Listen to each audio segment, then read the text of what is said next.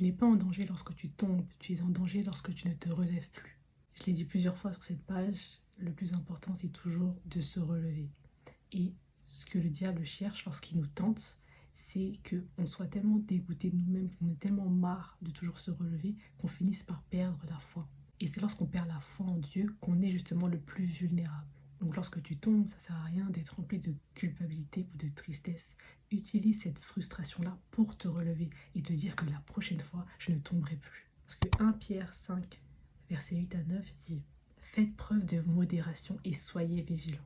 Votre adversaire, le diable, rôde autour de vous comme un lion rugissant qui cherche quelqu'un à dévorer. Résistez-lui en demeurant ferme dans votre foi. Car vous savez que vos frères et sœurs dispersés à travers le monde connaissent les mêmes souffrances. » Donc là, ce qui est important à retenir, c'est résistez-lui en demeurant ferme dans votre foi.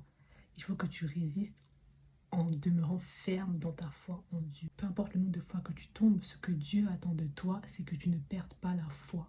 Éphésiens 6, verset 16 dit « En toutes circonstances, saisissez-vous de la foi comme d'un bouclier avec lequel vous pourrez éteindre toutes les flèches enflammées du diable. » Il faut se saisir de la foi. C'est la foi qui nous protège des flèches de l'ennemi. C'est la foi qui nous empêche d'être à la merci du diable. C'est pas nos efforts, c'est la foi en Dieu.